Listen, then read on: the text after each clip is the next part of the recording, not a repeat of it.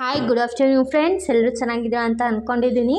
Actually ನಾನು ಇವತ್ತು first voice over ಮಾಡೋಣ ಅಂತ ಅಂದ್ಕೊಂಡೆ. ಹೇಗೆ ಬರುತ್ತೆ ಅಂತ ನನಗೆ ಗೊತ್ತಿಲ್ಲ. ಸೊ ಫಸ್ಟ್ ವಾಯ್ಸ್ ಓವರ್ಗೆ ನಾನು ಇವತ್ತು ಹುರುಳಿಕಾಳು ಪಲ್ಯ ಹೇಗೆ ಮಾಡಬೇಕು ಅಂತ ನಿಮ್ಗೆ ಹೇಳ್ಕೊಡ್ತಾ ಇದ್ದೀನಿ. ಸೊ ಹುರುಳಿಕಾಳು ಪಲ್ಯ ಮಾಡೋದಕ್ಕೆ ಏನೇನು ಬೇಕು ಅಂತಂದರೆ, ಹುರುಳಿಕಾಳು ಬೇಕಾಗುತ್ತೆ, ಟೊಮೆಟೊ, ಈರುಳ್ಳಿ, ಮೆಣಸಿನ್ಕಾಯಿ, ಕೊತ್ತಂಬರಿ ಸೊಪ್ಪು ಮತ್ತು ಕರಿಬೇವು. ಸೊ ಫಸ್ಟು ಹುರುಳಿಕಾಳನ್ನ ನಾವು ಬೇಯೋದಕ್ಕಿಡೋಣ.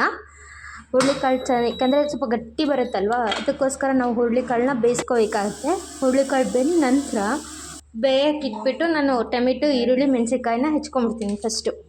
ಸೊ ಒಂದು ಟೊಮೆಟೊ ತೊಗೊಳ್ಳಿ, ಒಂದು ಈರುಳ್ಳಿ, 2 ಮೆಣಸಿನ್ಕಾಯಿ, ಕೊತ್ತಂಬರಿ ಸೊಪ್ಪು ಮತ್ತು ಕರಿಬೇವು.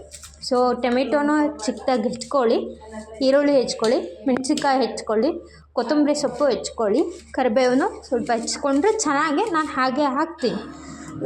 ಒಂದು ಬಾಣಲಿಗೆ ಸ್ವಲ್ಪ ಆಯಿಲ್ ಹಾಕಿ ಆಯಿಲ್ನ ಕಾಯೋದಕ್ಕೆ ಬಿಡಿ.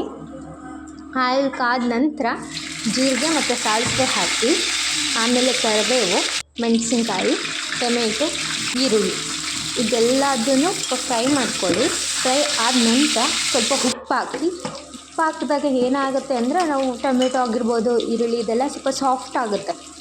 ಸಾಫ್ಟ್ ಆದಾಗ ರುಚಿ ತುಂಬ ಚೆನ್ನಾಗಿ ಬರುತ್ತೆ. ಆಮೇಲೆ ಉಪ್ಪು ಕೂಡ ಎಲ್ಲದಕ್ಕೂ ಹಿಡ್ಕೊಳ್ಳುತ್ತೆ. ಸೊ ಇದಾದ ನಂತರ ಅರಿಶಿನ ಹಾಕಿಬಿಟ್ಟು ಸ್ವಲ್ಪ ಫ್ರೈ ಮಾಡ್ಕೊಳ್ಳಿ.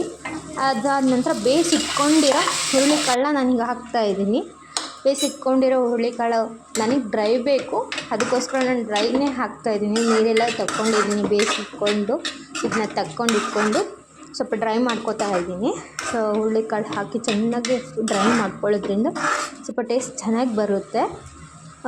ಈಗ ಹುರುಳಿಕಾಳು ಪಲ್ಯ ರೆಡಿಯಾಗಿದೆ, ಚೆನ್ನಾಗಿದೆ. ದೇಹಕ್ಕೆ ಪುಷ್ಟಿದಾಯಕ ಹುರುಳಿಕಾಳು ಪಲ್ಯ ರೆಡಿ ಇದೆ. ನೀವು ಮಾಡಿ ನಂಗೆ ರುಚಿ ಹೇಳ್ತೀರಾ.